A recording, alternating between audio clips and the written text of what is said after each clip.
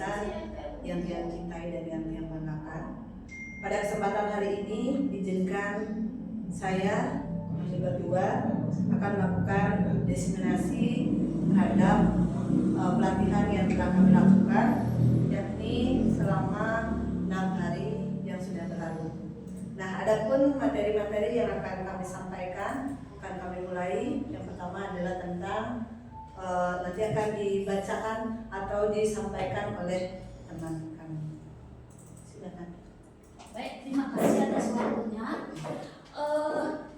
Materi pertama atau modul yang pertama kami dapat bersama rekan-rekan yaitu adalah pola pikir.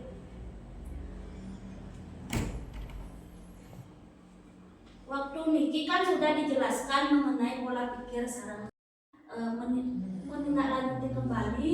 Nah, menurut Menteri Pendidikan bahwa orang berpikir dengan growth mindset, maka dia yakin masalah yang hanya sedikit itu jalan keluarnya banyak. Karena itu jangan menyerah, jangan putus asa, yakin ada jalan keluarnya. Itu menurut Bapak Menteri.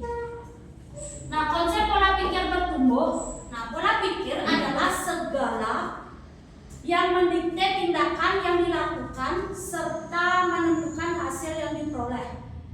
Nah, nanti ada di sana dijelaskan pola pikir tetap dan pola pikir bertumbuh. Nah, contoh pola pikir tetap misalnya saya Bu Agus, coba Bu Agus mengikuti kegiatan pelatihan pembelajaran mendalam minggu depan. Nanti saya akan menjawab, maaf Pak, saya tidak bisa mewakili karena ada yang sudah diberikan kepada dia. Terutama kita akan lanjutkan tentang intervensi pola pikir. Nah, di mana kita ketahui bahwa dari intervensi pola pikir, nah di sini ada sebuah penjelasan bahwa riset yang dilakukan di the Project of Education Research dan Sales-nya menunjukkan bahwa intervensi dari pola pikir itu telah memberikan hasil yang sangat baik dalam meningkatkan. Nah, meningkatkan apa? Prestasi akademik, ya, prestasi akademik daripada siswa itu di intervensi itu menjadi alternatif dari intervensi yang dikenal dengan istilah bahasa Inggris, ya Bapak Ibu bisa baca di depan, ya, the size of your post, ya, intervention. Nah, itu ya. Nah, kita ketahui bahwa bagaimana mengintervensi daripada pola pikir kita untuk bertumbuh. Kembali lagi pada perkembangan dari potensi-potensi yang kita punya. Modul 2 mengenai prinsip pembelajaran mendalam. Nah, sebelum nanti dia memberikan sebuah informasi, mungkin karena ini sudah booming, sudah banyak beredar di media sosial, mungkin teman-teman sampun uning, mungkin walaupun tidak sepaham atau sedikit pasti uning mengenai pembelajaran mendalam. Nah, sira sane uning napi nih ke pembelajaran mendalam. Ya, Bu Loh. Baik, terima kasih atas waktu dan kesempatannya Bu Agus ini izin untuk menjawab terkait dengan pembelajaran mendalam itu sendiri. Untuk saat ini adalah pembelajaran yang disusun, yang mana pembelajaran mendalam itu adalah memberikan pembelajaran yang berkesadaran, bermakna, dan menyenangkan kepada peserta didik itu sendiri. Sekian dan terima kasih. Terima kasih Bu.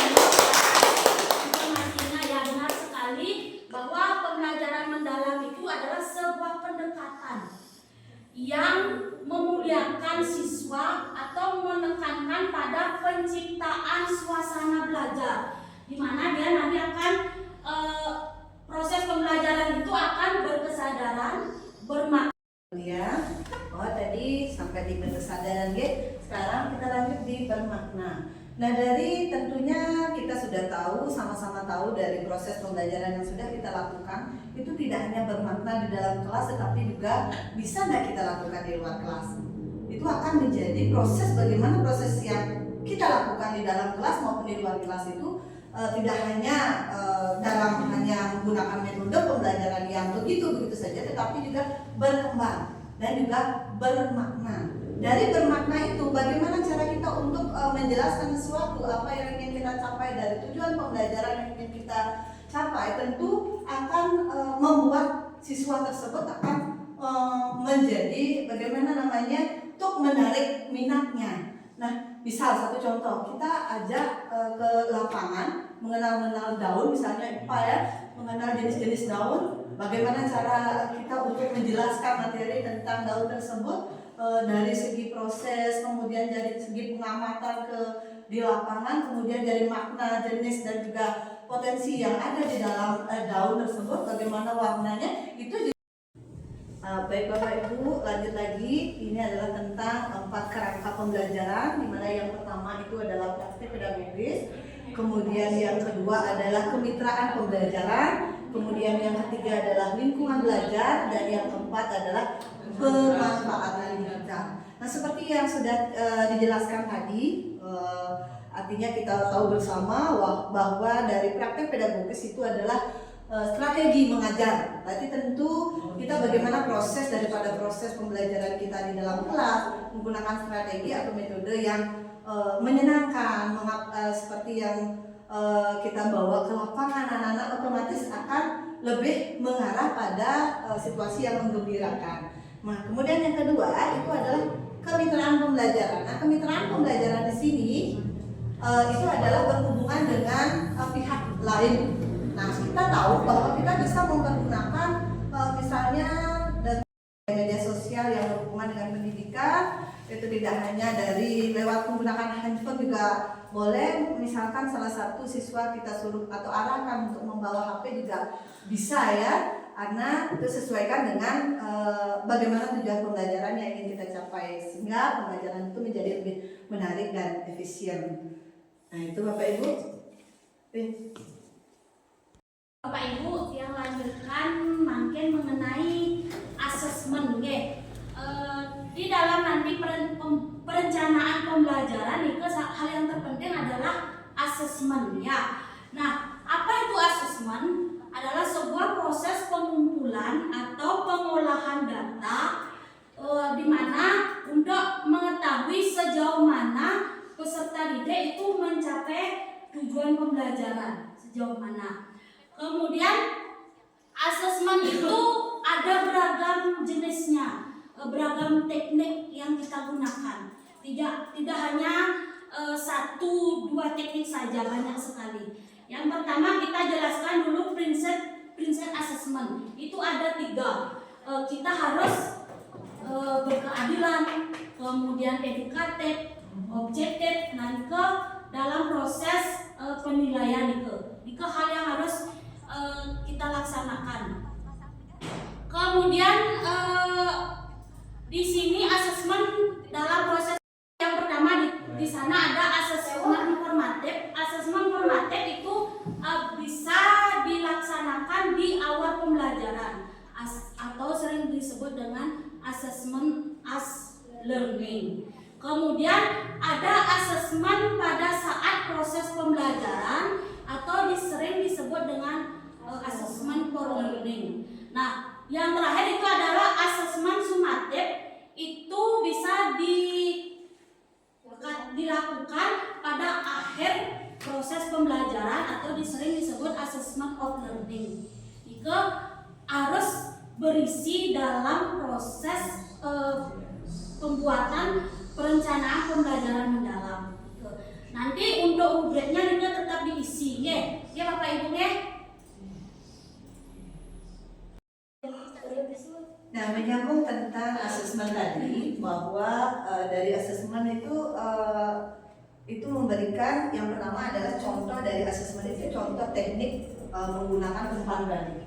Nah, dari teknik umpan balik di sana ada memberikan sebuah apresiasi, kemudian yang kedua adalah saran, kemudian ada perhatian, nilai, dan juga klarifikasi. Nah, dari apresiasi, bagaimana apresiasi itu, dari bentuk apresiasi itu kita memberikan sebuah pujian. Nah, pujian ini apakah harus misalnya kalau mereka melaksanakan menjawab satu pertanyaan, misalnya pertanyaan yang benar, bagaimana apresiasi kita terhadap siswa tersebut? Justru kita akan memberikan apresiasi tentang bagus, gitu ya, kita bisa berikan sebuah apresiasi untuk membangkitkan rasa semangat mereka untuk belajar. Ataupun membuat sesuatu salah dalam proses pembelajarannya itu, membuat misalnya angka ataupun kata ataupun kosakata yang mereka buat itu salah, kita berikan saran untuk perbaikan dengan melakukan sebuah pendekatan. Kemudian perhatian dari setiap proses itu, proses pembelajaran itu perlu sekali. Kenapa? Karena kita misalkan dalam satu kelas itu tidak hanya mempunyai siswa itu sebanyak 15 atau 10. Kita kan tidak semua bisa kita perhatikan, tetapi bagaimana mekanisme kita untuk memberikan proses pembelajaran itu agar lebih menarik. Kita melakukan sebuah pendekatan, kita lihat keseriusan mereka dengan menggunakan atau memberikan sebuah ice breaking misalnya untuk tepuk semangat dan sebagainya. Nah, kemudian juga nilai juga, apakah justru hanya nilai itu saja menentukan semangat belajarnya? Itu salah satunya. Nah, dari nilai justru kita akan tahu bagaimana peningkatan daripada karakter dari setiap siswa tersebut. Kita tahu dari nilai yang kita periksa, misalkan. Baik Bapak Ibu, makin dia lanjutkan mengenai strategi implementasi pembelajaran mendalam. Nah, berarti di sini kita akan berproses dalam pembuatan perencanaan pembelajaran mendalam. Nah, untuk makin tidak dikatakan modul aja lagi tetapi perencanaan pembelajaran mendalam atau PPM. Nah, di dalam perencanaan pembelajaran mendalam ada 4 yang wajib ada. Yang pertama, identifikasi. Nah, di identifikasi ini boleh teman-teman Bapak Ibu mengisi kesiapan murid, memahami karakteristik peserta didik, kemudian menentukan 8 dimensi lulusan. Jika boleh diisi dalam PP. Desain pembelajaran. Di sana nanti akan tercantum tujuan pembelajaran, kemudian kerangka pembelajaran seperti praktek pedagogis, kemudian kemitraan, kemudian lingkungan belajar, dan pemanfaatan digital. Itu bisa nanti cantumkan di desain pembelajaran. Kemudian ada yang ketiga, itu pengalaman belajar. Nanti Bapak Ibu bisa mengisi prinsip pembelajaran mendalam, yaitu ada nanti berkesadaran, bermakna, mengembirakan, dan pengalaman belajar, memahami, mengaplikasikan, dan berefleksi. Nah, kemudian ada asesmen yang terakhir. Asesmen itu nanti bisa asesmen awal pembelajaran, kemudian proses pembelajaran, dan akhir pembelajaran. Nah, Bapak Ibu, Tia kasih contoh yang sudah Tia buat dalam pelatihan. Diki contoh buat pada saat proses pembelajaran. Nah, di sini identitas pembelajaran. Di sana kan ada 8 dimensi lulusan. Tetapi tidak mungkin kan semuanya bisa tercapai dalam ke-8 itu. Nah, kita nanti sesuaikan dengan materi, tujuan pembelajarannya, apa yang bisa tercapai nanti. Yang pertama, keimanan dan ketakwaan yang dia isi. Nah, tidak mesti pada saat berdoa itu termasuk keimanan dan ketakwaan. Belum tentu ya. Nanti mungkin Bapak Ibu bisa menjelaskan nilai-nilai yang terkandung dalam keimanan. Mungkin anak-anak tolong bicara dengan sopan ya. Nanti kalau anak-anak tidak bicara dengan sopan, nanti bisa kena dosa. Nanti bisa mengirim ke sana ya, seperti itu. Langkah-langkah dari pembelajaran. Di sana ada memahami. Nah, memahami itu termasuk berkesadaran atau bermakna. Oke, boleh dicantumkan keduanya. Kemudian di sana ada kalau misalnya kita mau memahami itu tentang pilihan dari yang kita pilih dari 8 dimensi profil lulusan itu, silakan Bapak Ibu gunakan, boleh. Ya, di sana kan ada yang nomor 1 misalnya guru membuka pembelajaran pembelajaran dengan salam, berarti itu berkesadaran, kemudian bermakna, menciptakan suasana belajar itu dalam situasi positif itu bermakna. Kemudian menyajikan di sana ada video pembelajaran, itu berarti mengenal siswa itu akan mengenal proses bermakna. Di sana juga kesadaran, di sana ada mengajak siswa untuk bermain, ice breaking itu juga dalam ruang lingkup pengalaman belajar berkesan. Itu merupakan langkah-langkah dari proses pengalaman belajar. Nah, di sana ada juga tentang mengaplikasikan. Nah, mengaplikasikan di sini berarti itu dalam konteks pengalaman belajar tentang bermakna, berkesadaran, dan menggembirakan. Nah, apa contohnya? Misalnya di orientasi peserta didik pada masalah. Nah, kita yang artinya memberikan permasalahan terhadap siswa tersebut, kasih mereka untuk memecahkan permasalahan. Jangan kita yang memberikan penjelasan, tetapi justru lebih kepada memberikan sebuah permasalahan agar mereka bisa memecahkan masalah tersebut untuk dijadikan sebagai acuan. Berarti tujuan dari pembelajaran kita ini bisa tercapai. Kemudian lanjut lagi. Tepuk siang, tepuk malam. Iya. Sambil melakukan sebuah refleksi sama seperti yang sudah kita bahas yang di modul-modul sebelumnya. Nah, kita ketahui bahwa misalkan bagaimana proses daripada inquiry kolaboratif ini adalah ada penyajian sebuah kasus. Misalnya satu contoh, kita menemui sebuah kasus di kelas ataupun di luar kelas juga bisa saja terjadi, tapi ini khusus untuk di dalam kelas. Kalau misalnya kita menghadapi situasi kasus yang memang kita hadapi secara serius dalam proses pembelajaran itu, bagaimana kita mengklarifikasi atau mengidentifikasi dulu kasus atau tantangan nyata yang kita hadapi. Bagaimana cara kita kemudian bagaimana bisa kita mendesain dari kasus tersebut sehingga pemecahan dari kasus-kasus nanti misalnya satu contoh ada di kelas yang sendiri ya, di kelas 2 itu ada sebuah kasus di sana salah satu siswa itu belum mampu lancar membaca. Bagaimana teknik kita dalam menyelesaikan pemecahan kasus tersebut? Ini kan sebuah kasus. Bagaimana cara kita untuk memecahkan, membantu, memberikan satu pendekatan kepada salah satu murid ini untuk membantu mereka untuk lancar membaca. Nah, berikut yang saya tampilkan sebuah contoh. Di sana ada lembar kerja yang bisa Bapak Ibu nanti sebagai acuan ya, sebagai pekerjaan untuk di tahap 1 itu adalah identifikasi, kembali lagi ke identifikasi, disebut juga dengan assess. Apa tantangan yang dihadapi dalam identifikasi masalah dan juga karakteristik murid, apa bukti yang menunjukkan adanya tantangan tersebut. Berarti tantangan-tantangan apa saja yang Bapak Ibu guru hadapi di dalam kelas itu silakan ditulis di sana. Kemudian tahap desain, ini bagaimana Bapak Ibu merencanakan solusi apa saja yang akan diusulkan untuk memperkuat dari prinsip dan juga pengalaman pembelajaran mendalam pada kasus ini untuk nanti kita pecahkan bersama. Kemudian yang terakhir adalah implementasi atau pelaksanaan. Pada tahap pelaksanaan ini Bapak Ibu cukup untuk mengatur bagaimana langkah-langkah Bapak Ibu untuk memberi implementasi atau inquiry kolaboratif.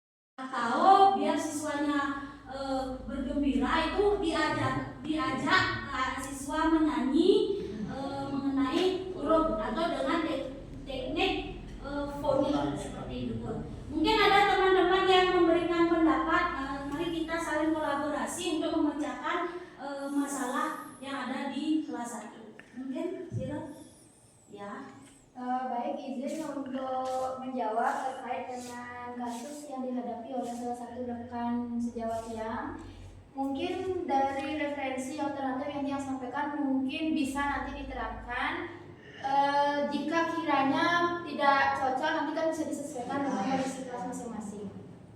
Nah, adapun saran yang bisa Tiang sampaikan, yang pertama sebenarnya harus berdasar pada identifikasi dulu ya. Identifikasi masalah penyebabnya itu apa. Jangan kita mendiagnosis keterlambatan peserta didik itu misalnya dengan kenapa gitu. Misalnya langsung negatif. Kemudian setelah diidentifikasi masalahnya, oh kita sudah temukan masalahnya begini. Kemudian kita tentukan perencanaannya. Dari identifikasi itu kita buatkan perencanaan untuk mengatasi kasus tersebut. Bisa nanti perencanaannya salah satunya itu adalah kolaborasi dengan rekan sejawat. Kemudian setelah itu pelaksanaannya, bagaimana pelaksanaan dari perencanaan tersebut. Mungkin misalnya salah satu bisa diterapkan adalah bimbingan khusus terhadap anak tersebut. Misalnya selain itu menerapkan metode ponik misalnya, karena kalau fase anak kelas 1 ya Ibu tadi kelas 1 misalnya dia lebih fungsi otaknya atau stimulus motoriknya dia lebih ke kontekstual, misalnya bisa kita kenalkan huruf dengan pengamalan buah ataupun sayuran seperti itu. Kemudian refleksinya, nah dari pelaksanaannya itu kita refleksikan bagaimana, apakah ada kemajuan nggak dari pelaksanaan yang kita laksanakan dari perencanaan yang kita susun. Nah mungkin sekiranya itu saja yang bisa saya sampaikan. Sekian dan terima kasih. Nah, baik, terima kasih Bapak Ibu yang sampaikan ucapan banyak terima kasih atas apresiasi yang sudah Bapak Ibu berikan dan kemudian juga waktu yang sudah Bapak Ibu sempatkan untuk hari ini. Semoga diseminasi yang kami lakukan pada hari ini bersama teman kami menjadi bermanfaat kemudian hari, dan kemungkinan kalau misalkan ada hal-hal yang kurang berkenan, kami berdua mohon maaf, dan apabila masih ada kejanggalan-kejanggalan yang belum Bapak Ibu guru pahami, boleh lewat chat juga boleh, secara langsung nanti di luar kelas juga boleh. Terima kasih atas kesempatan untuk hari ini. Kami tutup dengan terang Santi. Om Santi Santi Santi Om.